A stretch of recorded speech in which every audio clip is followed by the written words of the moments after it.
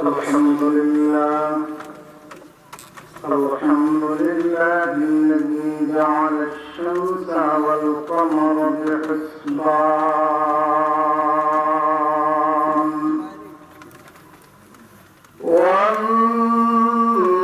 والنجم والشجر يسجدان وفضل زمانا على زمان ونشهد أن سيدنا وحبيبنا ونبينا ومولانا محمدا عبده ورسوله الذي أرسل إلى الناس كافة بشيرا ونذيرا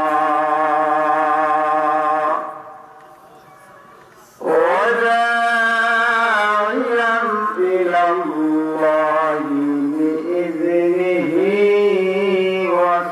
وسراجا منيرا أما بعد فأعوذ بالله من الشيطان الرجيم بسم الله الرحمن الرحيم كنتم خير أمة أخرجت للناس تأمرون بالمعروف وتنهون عن المنكر وتؤمنون بالله وقال النبي صلى الله عليه وسلم خيركم من تعلم القرآن وعلمه وقال النبي صلى الله عليه وسلم تركت فيكم أمرين لن تضلوا ما تمسكتم بهما كتاب الله وسنة رسوله إن الله وملائكته يصلون على النبي يا أيها الذين آمنوا صلوا عليه وسلموا تسليما محبت شهید رسول کریم صلی الله على سيدنا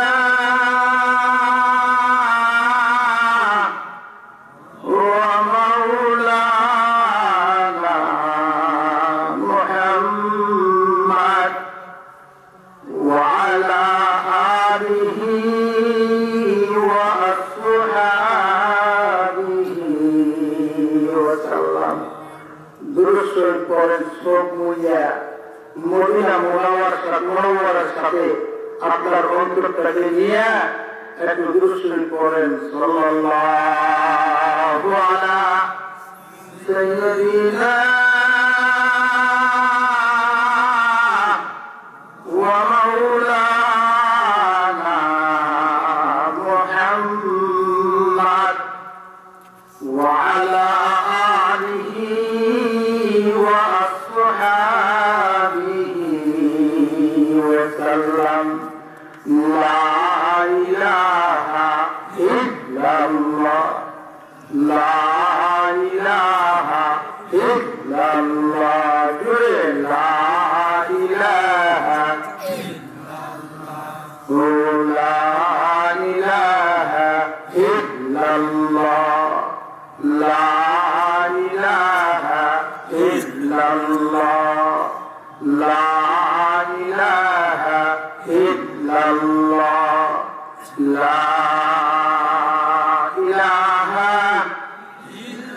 ইল্লাল্লাহু মুহাম্মাদুর রাসূলুল্লাহ সাল্লাল্লাহু আলাইহি ওয়াসাল্লাম। আপনারা যে দুরূদ শরীফ পড়লেন, অন্তরের মধ্যে পরিবর্তন আসে কি আসে নাই? অবশ্যই আসে। জিকির করেছেন, আল্লাহর মহব্বত আপনাদের কলিজায় আসে কি আসে নাই? আসে। যদি সত্যিকারী দুরূদ পড়ে থাকেন, একমাত্র নবীর উম্মতের দাবি করে, নবীর প্রেম আর ভালোবাসা নিয়ে দুরূদ শরীফ পড়ে থাকেন, তাহলে আপনাদের আওয়াজটা মদিনা মুনাওয়ারায় আল্লাহর ইচ্ছায় ওই মুহূর্তে পৌঁছিয়ে দিয়েছে। ধরে বলেন সুবহানাল্লাহ। জিকির করছেন, দিলের মধ্যে শান্তি আসে না আসে নাই? জিকির করবেন, জিকির আমাদের কাছে নেই। আমাদের কাছে জিকির থাকলে আমাদের অন্তরে বড় থাকার কোনো কথা ছিল না। আমাদের অন্তরে নবীর প্রেম আর ভালোবাসা থাকলে আমাদের ভয় থাকার কোনো কথা ছিল না। আজকে না রাখার কারণে আমাদের দিন মুগ্ধ হয়ে গেছে।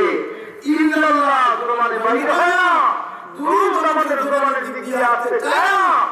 একমাত্র কারণ আমাদের অন্তর মুগ্ধ হয়ে গেছে, যার কারণে আছে শুধু বাংলাদেশ নয়, বিশ্বের চতুর্দিকে মুসলমান নিজেকে সাধারণ মুসলমান, তারা না মুসলমান, তারা কিন্তু মুসলমানের কাজ না।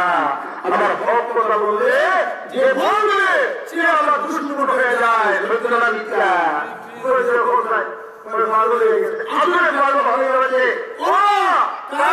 মুসলমানদের বলি, মুসলমানদের দুশ্মনেরা, এর জন্য আমরা সজাগ হইতে হবে।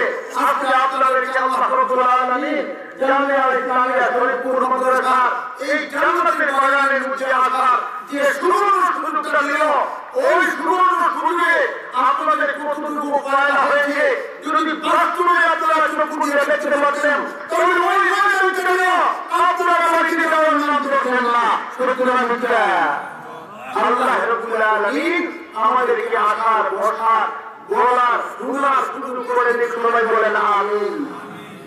আপনাদের প্রধান অতিথি সাহেব যে মুহূর্তে আসবে, ওই মুহূর্তে আমি আপনাদের সামনে বিদায় দেব ইনশাআল্লাহ।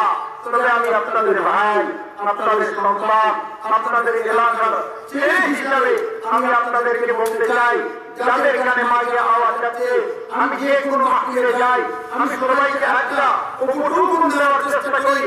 যেমন একটা জিকির আছে, যে জিকির করলে জীবনের সব গুনাহ মাফ। যদি বলেন না সুবহানাল্লাহ।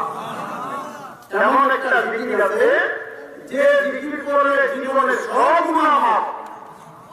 এই জিকির আপনারা পড়তে চান, কে পড়তে চান? একটু হাত উঠান, হাত উঠান।